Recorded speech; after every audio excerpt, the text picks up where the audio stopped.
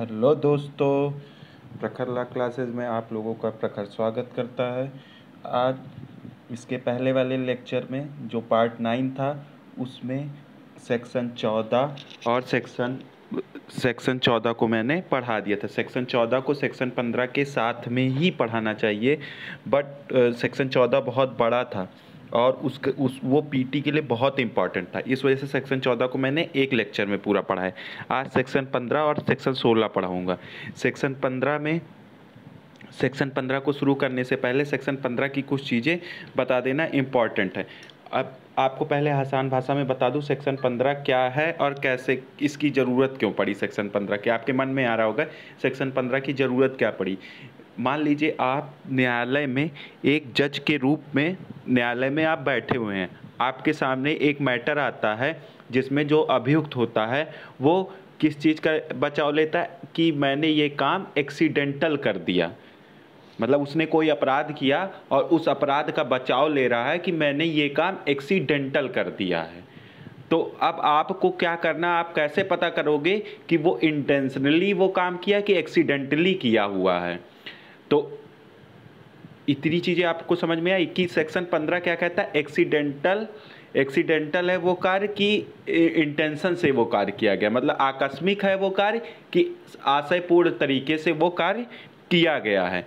ये सेक्शन 15 बताता है। सेक्शन 15 में क्या चीज़ें हैं, दो चीज़ें देखो, आकस्मिक और साशय। तो अब आप क्या करोगे, अब आप करोगे सबसे पहले समझोगे कि क्या चीज़ आकस्मिक होता है और क्या चीज़ इंटेंशनली किया जाता है। तो इसको पढ़ने के लिए आप दृष्टांत का पढ़ोगे सबसे पहले। देखो पढ़ लो, फिर उसके बाद अभी सेक्शन शुरू करते हैं। नहीं, पहले जनरल चीज़ें बता दो क्या क्या चीज़ें हैं। देखो जनरल चीज़ें पहले जान जाओ क्या क्या चीज़ें हैं। सेक्शन 14 का ही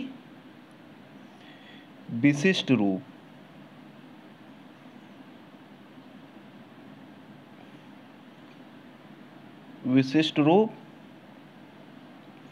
सेक्शन 15 है। मतलब 14-15 दोनों सेम हैं। ये दोनों क्या मानसिक तथ्य के बारे में बताते हैं। सेक्शन 15 भी मानसिक तथ्य के बारे में ही बताता है, बस इसमें स्पेसिफाई कर दिया गया किस चीज़ को, दो चीज़ को। या तो अचानक उसने कोई कार्य किया है, अचानक मतलब एक्सीडेंटली हो गया है, अचानक उसने कोई कार्य किया है, या आशय से उसने कोई कार्य किया है, आशय से कोई कार्य किया है, या तो अचानक कार्य किया या आशय से उसने कार्य किया है। तो अब आप क्या करोगे, इतनी चीज़ें आपको समझ में आ गई। दो चीज़ें हैं सेक्शन 15 में, सॉरी ये सेक्शन, हाँ ठीक है, सेक्शन 15 में दो चीज़ें हैं। तो आप याद कर लिए ना, क्या अचानक उसने किया कि साशय किया, इतनी चीज़ें याद हो गई आपको। अब आप आ जाओ आगे। अब आपको क्या देखना है, अब आपको देखना है कि सेक्शन 15 की क्या है। तो सेक्शन 15 में क्या क्या चीज़ इंपॉर्टेंट है। तो सबसे पहले सेक्शन 15 को कहते हैं brides in the bath tub, bright in the bath tub, ठीक है। तो अब इसमें ये किस केस में आया था, ये आया था आर वर्सेस स्मिथ का केस आया था, उसी में ये प्रतिपादित किया गया था। तो इस केस में क्या हुआ था, अब देखो इस केस को समझो, इसी से सारी चीज़ें आपको 15 क्लियर हो जाएगी। इसमें क्या था कि वो एक व्यक्ति रहता है, वो एक महिला से शादी करता है और वो महिला बाथटब में डूब के मर जाती है। फिर वह दूसरी महिला के साथ शादी करता है और फिर वह दूसरी महिला बाथटब में डूब के मर जाती है। तो ऐसे वो तीन महिलाओं को, तीसरे में वो पकड़ा जाता है, उसको न्यायालय के सामने लाया जाता है। तो वो न्यायालय के सामने कहता है सर ये एक्सीडेंटली हो गया है। अब न्यायालय भी नहीं समझ पाता क्या है, तो जो वकील होता है वो पहले की चीज़ों को, कि इसने पहले भी कई औरतों के साथ यही काम किया, तो यहाँ पे अब ये माना गया कि ये इसका कार्य एक्सीडेंटली नहीं था, ये इसका इंटेंशन था मारने का। शादी करता था और महिला को मार देता था, नई दुल्हन को मार देता था, किसमें? बाथ टब में डुबो के। इसी वजह से इसे कहते हैं bride in the bath tub. इतनी चीजें हो गई। अब आप आ जाओ सेक्शन 15 पे, जो इम्पॉर्टेंट है। इतनी चीज़ें अब आपको समझ में आ गई होंगी, आई होप। ज़्यादा बड़ा नहीं है, कुछ नहीं है इस सेक्शन में, और ना ज़्यादा पूछता है। सेक्शन 14 खूब पूछता है, सेक्शन 14 आप ध्यान से पढ़ लीजिएगा, वो बहुत इंपॉर्टेंट है। सेक्शन 15 तो, लेकिन अब ये है कि एविडेंस की कोई धारा छोड़ना नहीं, कब कहाँ से क्या पूछ ले कोई वो नहीं है। आप पढ़ो। जबकि, अरे सॉरी, इसको बदल लेता हूँ कलर, आ जाओ। क्या है प्रश्न? रुको, इसको थोड़ा इधर कर देता हूँ, नहीं तो हाँ, अब पढ़ता, देखिए पढ़िए। जबकि प्रश्न यह है कि कार्य क्या है, आकस्मिक है या शास्त्रीय था। तो दो चीज पकड़ ले। अब ये कैसे जानोगे?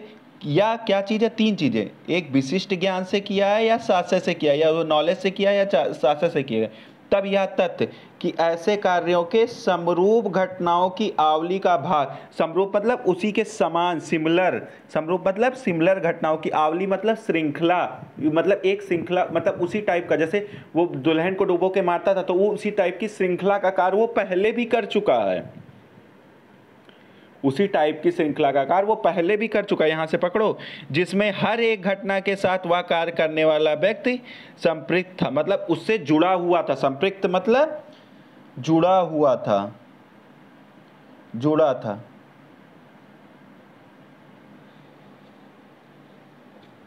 क्या था? जुड़ा था। संपृक्त मतलब जुड़ा था। तो इतनी चीजें आपको समझ में आ गई। क्या क्या चीजें आपको इसमें समझ में आई कि क्या उसने कार्य आकस्मिक किया था या शास्त्रीय किया था या उसने ज्ञान से किया था, क्या और कैसे, अगर आशय उसका कैसे जानना होगा कि वो ऐसे कार्य पहले भी कर चुका है, तो इसका मतलब क्या हुआ, वो इंटेंशनली वो कार्य कर रहा है, इंटेंशन आशय से कर। जैसे आपने किसी को, एक व्यक्ति है, आपने किसी को गोली मारी, तो चलो एक बार एक्सीडेंटली हम चला रहे थे, आप उसको उसके पहले भी उसके ऊपर हमले करने की कोशिश कर चुके हैं, तो ये क्या हुआ, इंटेंशनली आप वो कार्य करते चले आ रहे हैं। जैसे आपने एक व्यक्ति को गाली दिया तो अरे गलती से मैंने गाली दे दी, लेकिन आप कई और पीछे भी आपने गाली, तो इंटेंशनली ये है कि आप इंटेंशनली आपका मन में बैठा हुआ कि हम गाली दे, मतलब आपका कोई अचानक नहीं, आपका मन में बैठा हुआ है कि जानबूझकर आप गाली दे रहे हैं, तो वो आशयपूर्ण हो। अब आ जाओ इलस्ट्रेशन पढ़ते हैं।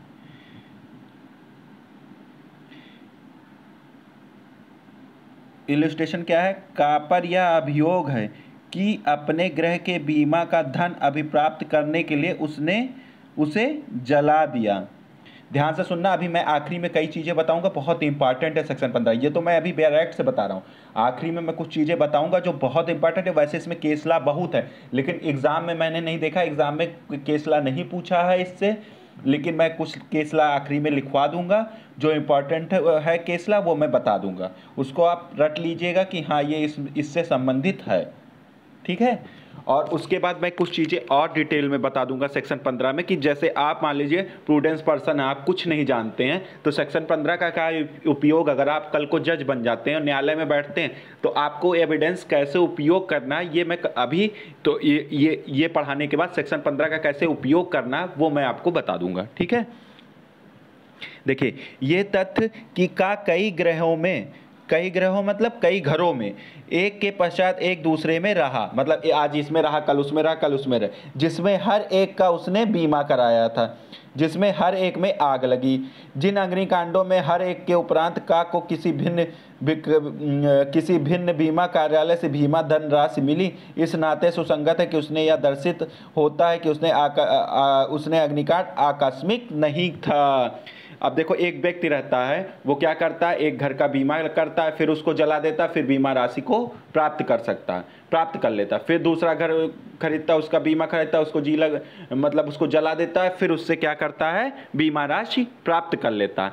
तो ये क्या, अब वो तीसरे में वो पकड़ा गया, कोर्ट के सामने लाया गया। अब कोर्ट के सामने लाया गया तो कोर्ट भाई नॉर्मली पर्सन आप कोर्ट में बैठे रहोगे क्या, अच्छा भाई गलती से इसका घर जल गया होगा तो चलो भाई इसको बीमा की राशि। लेकिन जब वकील जो सामने खड़ा होगा, बीमा पक्ष का जो वकील होगा, वो क्या कहेगा, सर इसने पहले भी कई घरों में रहा और सेम कार्य किया, उस घर में रहा, उसको जलाया, उसका बीमा कराया और बीमा धनराशि उसने प्राप्त की। इसी प्रकार उसने दूसरे घर को जलाया, दूसरे घर लिया, दूसरे घर का बीमा कराया, फिर उसको जलाया, फिर उससे बीमा।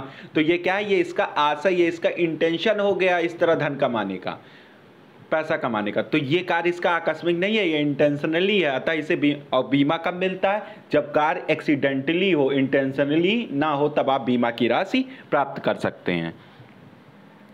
तो ये हो गया आपका का। अब आ जाओ आप खा पे।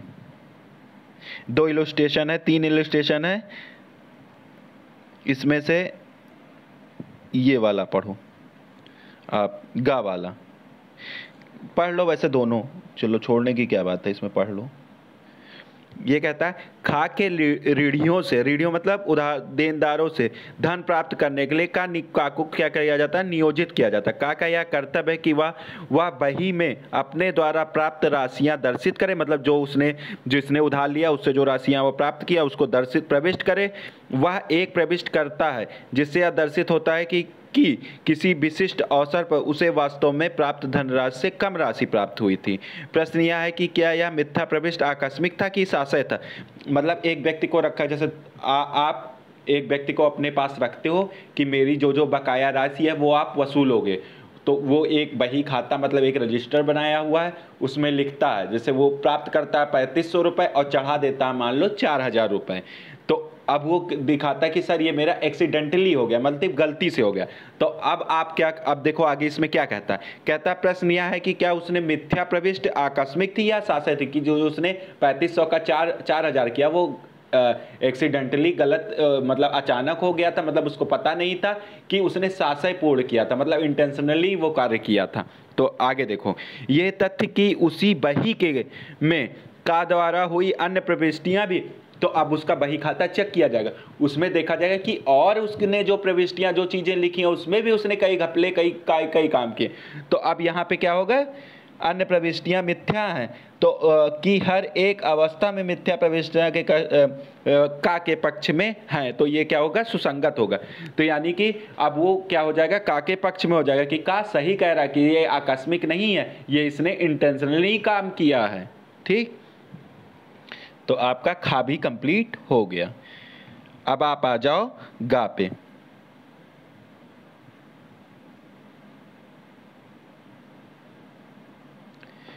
गा क्या कहता है, खा को कपट पूर्वक, क्या करके, कपट पूर्वक कूटकृत रुपया परिधान करने का अभियुक्त है।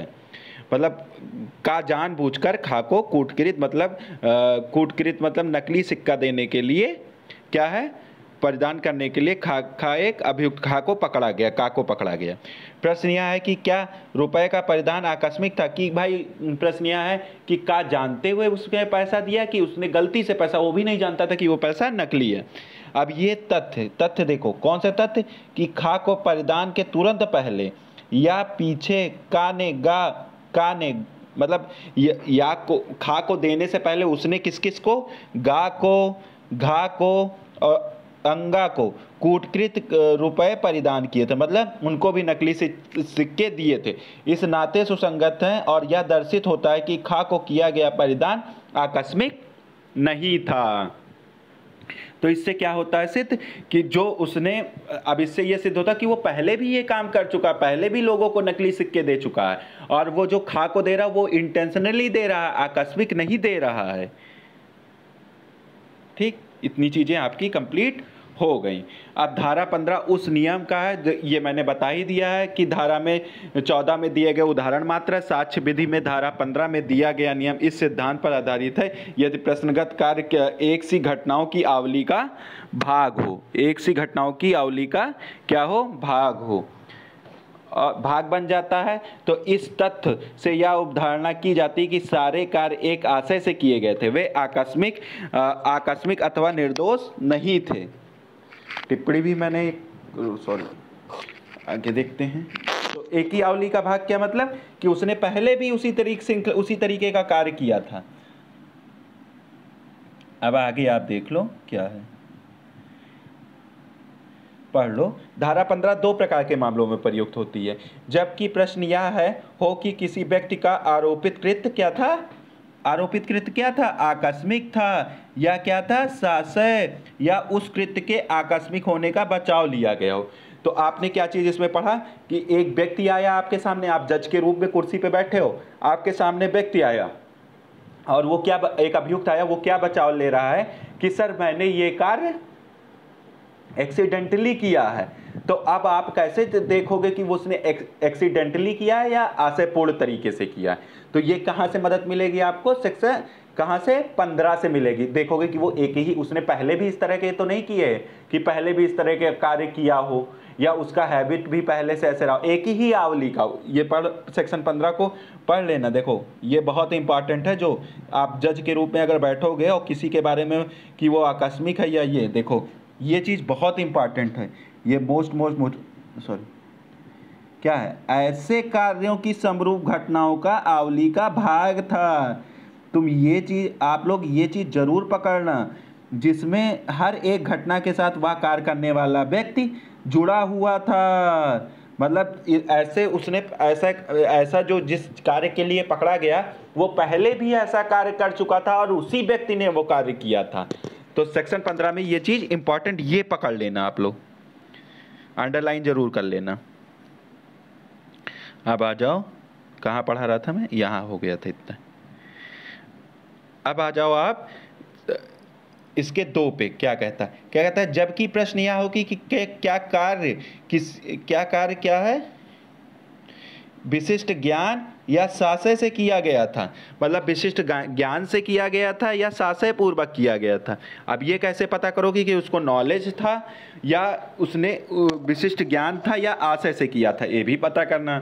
धारा 14 की तरह धारा 15 में कोई अपराध किया गया अथवा नहीं साक्ष्य नहीं है, अपितु कोई कार्य आकस्मिक अथवा साशयपूर्ण था यह साक्ष्य ग्राह्य होगा।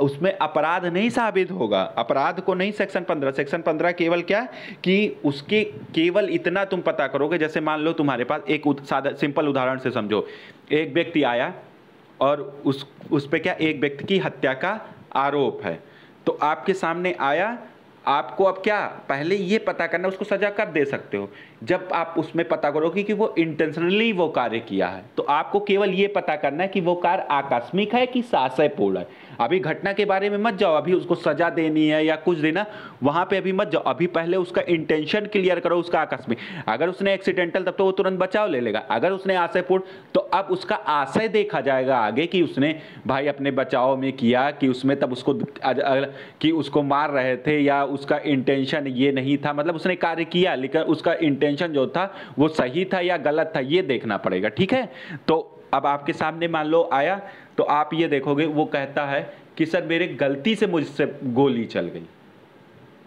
अब आप ये कैसे पता करोगे कि गलती से गोली चल गई, तो पहले ये देखोगे उसके बारे में कि क्या वो पहले भी गोली चलाता था या पहले भी उसने गोली चलाई है या पहले भी उसने बंदूक उसके पास है वो पहले भी गोली चला चुका है। नहीं, ऐसा तो कोई कारण नहीं है, वो अचानक उसके हाथ में बंदूक आ गई और अचानक उससे गोली चल गई। तो इसका क्या मतलब हुआ कि उसने एक्सीडेंटली वो गोली चला दी, मतलब सामने वाला पिस्टल लेके आया, छीन लिया, तो उसको अचानक वो नहीं जानता था, दब गए। लेकिन अगर उसके पास पिस्टल है, वो निकाला और पिस्टल निकाल के उसने मारी, तो ये क्या था, उसने गलती से नहीं मारी, उसने आशय इंटेंशन पूर्ण तरीके से मारी। तो यहाँ क्या केवल आकस्मिक था कि उसका कार्य आशयपूर्ण था। केवल सेक्शन 15 से हम ये पता करते हैं, ना कि अभियुक्त को दोषी सिद्ध करते हैं उससे। इतनी चीजें हो गई क्लियर। तो सेक्शन 15 क्या, इतनी चीजें क्लियर हो गई ना। किसी व्यक्ति को दोषी नहीं सिद्ध किया जाता सेक्शन 15 में, उसके कार्य को देखा जाता है, सेक्शन 15 में उसके कार्य को देखा जाता है कि वो आकस्मिक था कि साशयपूर्ण तरीके से किया गया था। अब आप आ जाओ सेक्शन 16 पे। 15 आपका खता, लेकिन आपको कुछ चीजें बतानी थी वो मैं भूल गया था, वो मैं बता दूं क्या क्या है। अब देखो इसमें कई केसेज हैं। आर वर्सेस स्मिथ वाला केस आपको बता दिया था, स्मिथ वाला, ठीक। एक है आर वर्सेस स्मिथ का केस है, एक है जॉन मैकिंग का है। मैं बोल दे रहा हूँ, लिख लेना, ये लिख नहीं जाता इस पर। जॉन मैकिंग, हाथ से कितना लिख पाऊंगा, हाथ से कभी कभी लिख जाता। जॉन मैकिंग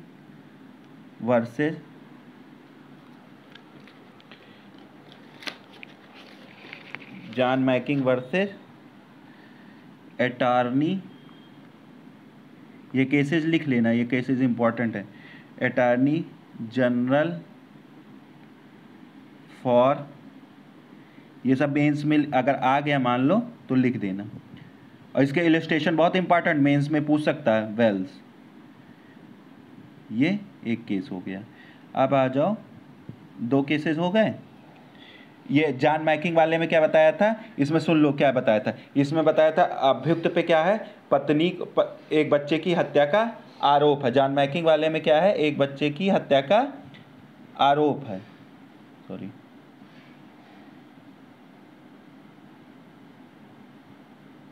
कहाँ गया यार, सॉरी, ये आ जाओ। एक बच्चे का क्या है, इस वाले केस में क्या बताया गया, इस वाले केस में क्या बताया गया, एक अभियुक्त है और अभियुक्त एवं उसकी पत्नी के ऊपर एक बच्चे के हत्या का आरोप है। इसमें क्या करते हैं, इसमें वो जो पति पत्नी रहते हैं वो क्या करते हैं, उनके बच्चे को गोद लेते हैं, फिर क्या करते हैं, उसको मार के गाड़ देते हैं। लेकिन इस केस में उल्टा डिसीजन आया। उसमें ये बताया, इस केस में ये बताया गया कि जो अभियुक्त और पत्नी थे वो क्या कर रहे थे कि वो जो बच्चे की हत्या हुई नेचुरली तरीके से हुई है। लेकिन जो विरोधी पक्षकार था उसने क्या बताया कि इन्होंने पहले भी कई बच्चों को गोद लिया और उनको मार के और वहां के आंगन में गाड़ दिया। लेकिन कोर्ट में इसमें कौन थे जज, इसमें जज थे हर्सेल महोदय। जज कौन थे, हर्सेल। इसमें जज कौन थे, हर्सेल महोदय थे। हर्सेल महोदय ने कहा कि ठीक है भाई, उन्होंने पहले ऐसा कार्य किया, लेकिन उससे इस कार्य का कोई मतलब नहीं है कि उससे ये क्लियर होता है कि इसकी भी मृत्यु इन्होंने क्या बोलते हैं इंटेंशनली पूर्व की थी, इसकी मृत्यु आकस्मिक नहीं थी। आप किसी और तरीके से साबित करिए कि इन्होंने क्या बोलते हैं इसकी हत्या की है इस बच्चे की। ठीक है, ये इतना केस हो गया। अब इसमें दो चीज़ें और छूट गई हैं, वो मैं बता दूं आप लोगों को, वो इम्पॉर्टेंट था जो चीज़ें। हाँ, जो एग्ज़ाम में आखिरी में कहा था ना, दो केसेस बता दिया। अब ये एक चीज़ पूछ लो, ये एग्ज़ाम में खूब पूछता है, दृष्टांत किस पे आधारित है, ये मेंस में पूछ लेता है, ये मेंस में भी पूछ लेता है। क्या पूछता है, जो ये पहला दृष्टांत है, देखो पहला दृष्टांत है, ये जो पहला दृष्टांत है ये किस पे आधारित है, आर वर्सेज ग्रे पे आधारित है। ये पहला दृष्टांत, और जो ये चीजें हैं ये आर वर्सेज ग्रे के केस में डिसाइड किया था। और ये जो खा वाला है जो पढ़ाया था, ये आर वर्सेज रिचर्डसन के केस पे आधारित है। किस पे आधारित है, रिचर्डसन के केस पे आधारित है। ये मेंस में पूछ सकता है कि जो सेक्शन 15 का दृष्टांत ए दिया है वो किस वाद पे आधारित है और उसमें क्या क्या फैक्ट दिए गए हैं, तो उसको बताओगे आर वर्सेस ग्रे पे आधारित है। उसमें वो फैक्ट दिए हुए हैं कि वो घर को जलाता, बीमा कराता, फिर बीमा राशि प्राप्त करता है। तो ये चीज़ें आप बताओगे आर वर्सेस रिचर्डसन। ठीक, तो आपका 4 केस तैयार हो गया। इसमें एक आर वर्सेस स्मिथ वाला ब्राइड इन द बाथटब वाला हो गया, एक जॉन मैकिंग वाला हो गया जिसमें बच्चे को अपने ही आंगन गोद लेता और आंगन में खोद मार के गाड़ देता है, और एक केस आर वर्सेस ग्रे जो इलस्ट्रेशन ए पे आधारित है। एक हो गया आपका आर वर्सेस रिचर्डसन जो इलस्ट्रेशन बी पे आधारित है। इतना है, मैं रटा दूंगा, अगर मेरे साथ जुड़े रहोगे तो मैं इतना कर दूंगा कि मैं उसे रटा दूंगा आपको। ये है भूलने नहीं दूंगा, रटा दूंगा। अगर मेरी क्लास परमानेंट सुनोगे तो मैं रटा दूंगा, रटाने नहीं पीछे, जितनी बार कहोगे उतनी बार रटा दूंगा। अब आ जाओ, इसमें एक केस और पढ़ लो जो हम नहीं बताए हैं। केसेस बहुत हैं इसमें, लेकिन जो जो इम्पॉर्टेंट है वो मैं तो बता दे रहा हूँ। फिर सेक्शन 16 शुरू करता हूँ। किंग एम्परर वर्सेज पंचू दास। देखो इसकी स्टोरी सुन लो और दिमाग में बैठा लो, क्योंकि ये हम पूरा लिख नहीं पाएंगे। किंग एम्परर वर्सेज पंचू दास, इसमें क्या कहा गया था, दो लोग क्या बोलते रहे, एक व्यक्ति रहता है, वो एक वेश्या जिसका नाम डोना रहता है, उसके पास जाता है और उसको बताता है कि मैं राजा हूँ और मैं ये चीज़, तो वो वेश्या उसको एंट्री दे देती, वो जाता है ऐसे। तो उसके बाद एक व्यक्ति और आता है, फिर वो क्या करते, कहता है ये मेरा दरबान है, उसके साथ दोनों रहते हैं। फिर उसके यहाँ जो भी जैसे भी रहते हैं, फिर क्या करते हैं, उस वेश्या की हत्या करते हैं। हत्या करके फिर वो कहाँ भाग जाते हैं, सामान लूट के भाग जाते हैं। इसी प्रकार फिर दूसरी वेश्या के पास, इसी प्रकार वो तीसरी वेश्या के पास। तो उनको जब आखिरी तीसरी के पास जाते हैं तो उनको क्या करता है, पकड़ लिया जाता है। फिर वो उनको पकड़ लिया जाता है, उनको लाया जाता है, तो उनको उनके ये सारे कार्य दिखाए जाते हैं। तो न्यायालय में ये सिद्ध होता है कि ये कार्य उनका एक्सीडेंटली नहीं था, ये कार्य उनका आशयपूर्ण तरीके से था। और एक केस और था, हेल्स वर्सेज, ये देख लेना कर्क है कि कारक है, ये एक बार किताब में देख लेना, कर्क का केस है। ये छोड़ दो, ये कोई इतना इंपॉर्टेंट नहीं है, ये कोई इतना इंपॉर्टेंट नहीं, जो हम बता दिए जितना उतना केस इंपॉर्टेंट है। ठीक, अब आप आ जाओ, इलस्ट्रेशन हो गया। अब आप आ जाओ सेक्शन 16 पे। 16 क्या कहता है, 16 बताता हूँ। 15 आपको पूरा खत्म हो गया, 15 में इससे ज़्यादा नहीं है। 15 में मेंस में अगर कुछ भी पूछेगा तो इलस्ट्रेशन फर्स्ट या इलस्ट्रेशन सेकंड वाला पूछ सकता है मेंस में। अब सेक्शन 16 आ जाओ, क्या कहता है, पहले कारोबार के अनुक्रम का अस्तित्व कब सुसंगत होगा, मतलब कोर्स, कारोबार के अनुक्रम मतलब कोर्स ऑफ प्रोसीडिंग। जैसे अब इसका एक सिंपल उदाहरण समझो, जैसे तुमने कोई लेटर लिखा, कारोबार समझो क्या होता है। आपने एक लेटर लिखा, उस लेटर को डाकखाने में डाला और अपने दोस्त के पास भेजा। अब क्या हुआ, वो लेटर आपके दोस्त के पास नहीं पहुंचा, ना वो आपके पास रिटर्न वापस आया, वो क्या हुआ, एक कोर्स ऑफ प्रोसीडिंग में पड़ा हुआ है। तो इसके मतलब क्या माना जाएगा कि वो लेटर आपके दोस्त के पास पहुंच गया, जब तक वो वापस नहीं, जैसे ही आपने लेटर डाला तो ये क्या मान लिया जाएगा कि वो लेटर आपके दोस्त के पास पहुंच गया। जब वो आपके पास रिटर्न वापस आ जाए तब समझा जाएगा कि वो आपके, और जब तक वो आपके पास वापस नहीं आया तब तक ये मान लिया जाएगा कि वो क्या है, कोर्स ऑफ प्रोसीडिंग में है। ठीक, अब आप पढ़ो क्या कहता है, जबकि प्रश्न यह है कि क्या कोई विशिष्ट कार्य किया गया था। अब प्रश्न क्या है, क्या पत्र को डाला गया था, विशिष्ट कार्य किया गया था, तब कारोबार के किसी अनुक्रम का अस्तित्व होगा जिसके अनुसार वह कार्य प्राकृतिक स्वभावता, मतलब क्या हो जाएगा, नेचुरल तरीके से किया जाता है, तो वो सुसंगत होगा। अब आप डाकखाने में नहीं डालते हो, ऐसे कहीं डाकखाने के बाहर रखाते हो, फिर कहते हो कि हम लेटर पहुंच गया, तो वो नहीं माना जाएगा। जब तक आप लेटर बॉक्स में लेटर को अंदर नहीं डालते हैं तब तक वो नेचुरल स्वभावता नहीं माना जाएगा कि आपने घर में लिख के अपने दराज में रख दिया, तो ये थोड़ी माना जाएगा कि लेटर आपके दोस्त के पास पहुंच गया। आप क्या करोगे, उसको डाकखाने के बॉक्स में लेटर को डालना पड़ेगा। ठीक, तो नेचुरल आपको वो कार्य होगा तभी वो कोर्स ऑफ प्रोसीडिंग में आएगा। इतनी चीजें समझना, स्वभावता पकड़ना, स्वभावता देख, छोटी छोटी चीजें जो मैं बता रहा हूं बहुत इंपॉर्टेंट है, जल्दी कोई नहीं बताता है।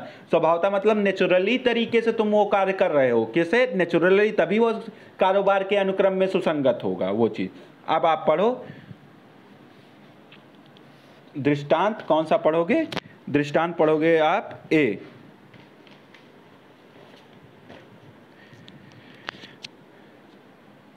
दृष्टांत ये क्या है, प्रश्न यह है कि क्या, प्रश्न यह है कि क्या एक विशिष्ट पत्र प्रेषित किया गया था। मतलब देखो, यही उदाहरण मैंने बताया था, ये तथ्य कि कारोबार का यह साधारण अनुक्रम था कि वे सभी पत्र जो किसी खास स्थान पर रख दिए जाते थे, डाक में डाले जाने के लिए ले जाए जाते थे, कि वह उस पत्र स्थान पर रख दिया गया था सुसंगत है। मतलब अब डाकखाने में मान लो बॉक्स नहीं, कहीं और उसने बना दिया कि इस जगह रख दोगे, तो ये माना जाएगा वहां से डाकिया उठा के डाकखाने में डाल देता है, तो ये माना, तो जैसे बॉक्स लटका होता है, आप जब डाकखाने के बाहर जाओगे तो बॉक्स लटका होता है, उसी में लेटर डाल दिया जाता है। तो जैसे आपने बाहर नहीं रखना है, जैसे आप लेटर उस बॉक्स में डाल दिए, वो कोर्स ऑफ प्रोसीडिंग मान लिया गया। ठीक, इतनी चीजें हो गई। अब देखो कहाँ गया, अब आ जाओ। एक इलस्ट्रेशन और बचा है, ये ज़्यादा पीटी का क्वेश्चन नहीं है, बस इतना याद कर लो कि आए और एग्ज़ाम में हो सकता है, अब भाई एग्ज़ाम थोड़ा टफ हो रहे हैं तो हो सकता है 15-16 से भी क्वेश्चन बना दें। तो आपको इसको याद रखना है, एविडेंस की कोई भी धारा आप लोगों को छोड़नी नहीं है, चाहे जितनी भी वो हो जाए, एविडेंस की धाराओं को आप लोगों को नहीं छोड़ना है। अब क्या है, प्रश्न यह है कि और किसी इलस्ट्रेशन, क्योंकि 100 नंबर एपीओ में आता है पेपर, जो एपीओ की तैयारी कर रहे हैं या मेंस में 100 नंबर का एपीओ का पेपर आता है, तो एविडेंस अगर आपका तैयार हो गया तो एक पेपर मेंस का तैयार हो गया आपका। तो इसी वजह से एविडेंस बहुत ज़्यादा, एविडेंस अगर आपको समझ में आ गया तो आप प्रैक्टिस भी अच्छी तरीके से कर सकते हो, आप किसी भी कंपटीशन को अच्छी तरीके से डील कर ले जाओगे। एविडेंस कॉन्फिडेंस बढ़ाता है किसी भी एग्जाम, एविडेंस तैयार करो, ठीक है। अब आ जाओ, प्रश्न यह है कि क्या एक विशिष्ट पत्र का को मिला, प्रश्न यह है कि क्या एक विशिष्ट पत्र का को मिला। अब पत्र वाला ही उदाहरण देखो, ये तथ्य कि वह समयक अनुक्रम में क्या बोलते डाक में डाला गया था और वह पुनः प्रेषण केंद्र द्वारा लौटाया नहीं गया सुसंगत है। देखो ये मैंने आपको उदाहरण पहले ही बता दिया गया। अब आप इसमें देख लो और क्या क्या चीज़ें पूछ सकता है, तो और क्या क्या चीज़ें पूछ सकता है इसमें। हाँ, ये पूछ सकता है कि इस धारा का सूत्र क्या है, ओमिना प्रोसिसम नेटोराइट एट सॉलीमेट्री ऐसा एक ए, ठीक है। तो इसका मतलब ओमिना से याद कर लो, इसको ओमिना से याद कर लो, ठीक है। ओमिना से क्या है, समस्त कार्यों को नियमित रूप से सही ढंग से किया जाना, उपधारित किया जाना चाहिए। मतलब जो कार्य किया है समान अनुक्रम में, क्या ओमिना प्रोसिक्यूटरा से याद कर लो। हमने ऐसे याद किया है ओमिना प्रोसिक्यूटरा, इसी वजह से मैं इसे पढ़ नहीं, मैं प्रोसिक्यूटरा से याद किया हूँ, क्योंकि आएगा तो मैं मार दूंगा, वो एग्जाम में कोई टेंशन नहीं है। कि आप लोग भी कैसे याद करो, जो शब्द लैटिन भाषा में नहीं आ रहा है वो अपने शब्दों में, ओमिना प्रोसिक्यूटरा इट सॉलिमेट्रा ईसा एका ए, मैंने ऐसे याद कर लिया। कुछ भी हो बस दिमाग में बैठा होना चाहिए। तो ये क्या हो जाएगा, समस्त कार्यों को नियमित रूप से और सही ढंग से किया जाना, उपधारित किया जाना है। ओमिना प्रोसिक्यूटरा इस्ट सॉलिमिनेट्रा ऐसा एका ए, ठीक है। तो ऐसे याद कर लेना इसको। ये किस पे, सेक्शन 16 पे, समान अनुक्रम में। ओमिना मतलब समान अनुक्रम, ऐसे ऐसे बना ले दिमाग में। ओमिना मतलब समान अनुक्रम में होगा कारोबार के। जैसे ओमिना तुमको ओमनिया दिखिए, ओमनिया जैसे दिखे तुमको, वो समान अनुक्रम में मान लेना। अब क्या, धारा 16 के उपबंधों का प्रभाव यह है कि यदि यह दर्शा दिया जाता है कि कोई विशिष्ट कार्य कारोबार के समान अनुक्रम में किया गया है तो विधि यह उपधारणा कर लेती है कि उसे अवश्य ही किया गया होगा। मतलब विधि क्या करना है, क्या अनुमान मान लेती है कि हाँ अगर उसने सामान्य कारोबार के अनुक्रम में, तो ये मान लिया जाएगा कि हाँ उसने वो कार्य किया है। न्यायालय अनुमान लगा लेगा कि उसने वो कार्य किया है। जैसे कि दृष्टांत का के पूर्ववर्ती से संबंधित है, जबकि दृष्टांत खा क्या पश्चातवर्ती से संबंधित है। अब धारा 16 114 के दृष्टांत के चा के साथ ये आप पढ़ लेना एक साथ, वैसे इसमें कोई ज़्यादा वो नहीं है। धारा 16 में उपबंधित सुसंगत, क्योंकि मैं 114 चा के साथ इसको पढ़ाऊंगा तब वहाँ समझ में आ जाएगा, इस वजह से मैंने इसे छोड़ दिया था। तो आई होप आप लोगों को ये चीज़ें समझ में आ गई, क्योंकि सेक्शन 15 और सेक्शन 16, सेक्शन 15 में क्या चीज़ें आपने पढ़ी थी, दिमाग में रिकॉल किया करो उससे कि सेक्शन 15 क्या, सेक्शन लेटे हो तो अभी तो कम सेक्शन पढ़ा है, तो इतना तो कर सकते हो कि लेटने से पहले या सोने से अपने मन में 15 सेक्शन तो दोहरा सकते हो। अभी तो ज़्यादा पढ़ाया भी नहीं, 15 सेक्शन तो दोहरा लो, क्योंकि पढ़ाना तभी सफल होगा जब उसे दोहराओगे, रिवीजन कर लोगे। एक बार मेरे वीडियो को ही चला के फास्ट पे देख लो, कुछ कर लो, लेकिन जरूर चाहे जैसे चाहे बेरेक्ट से उठा के, चाहे जो जो हाईलाइट पॉइंट मैंने कराया है उससे देख लो या कुछ कर लो, लेकिन रटो, बिना रटे नहीं होगा ला, बिल्कुल निश्चित है। कितना भी तुम तेज होगे वो तुम पीछे हो जाओगे कंपटीशन में। रटो खूब, जितना रट पाओ उतना, जितनी बार बेरेक्ट खोल सको उतनी बार बेरेक्ट करो। 50 बार बेरेक्ट, क्यों लोगों को जो अच्छे कंपटीटर है देखो उनकी बेरेक्ट पूरी फट जाती है, क्या 50 बार उसे खोलो, जहां क्वेश्चन तुमको डाउट हो तुरंत बेरेक्ट खोल के देखो, ठीक है। तो सेक्शन 15 सेक्शन 16 आपका समाप्त हो गया। तो सेक्शन 15 में कुछ नहीं, आकस्मिक और आशय तो याद कर सकते हो, इतना तो याद कर सकते हो। सेक्शन 16 में सामान्य कारोबार के अनुक्रम में तो याद कर सकते हो, नहीं याद करते हो COB कोर्स ऑफ बिजनेस याद कर सकते हो। COB 16 में COB ऐसे याद कर लो, कुछ भी तरीके से याद करो। 16 COB कोर्स ऑफ बिजनेस याद कर लो, COB याद कर लो। क्या 16 को कैसे याद करो? COB 16 को हो गया, कोर्स ऑफ बिजनेस हो गया, समान अनुक्रम में, कारोबार के समान अनुक्रम में। ठीक है, तो आप लोग, आई होप आप लोगों को समझ में आ गया होगा। अगर कोई दिक्कत प्रॉब्लम होती है प्लीज़ कमेंट कर देना। ठीक है, ओके।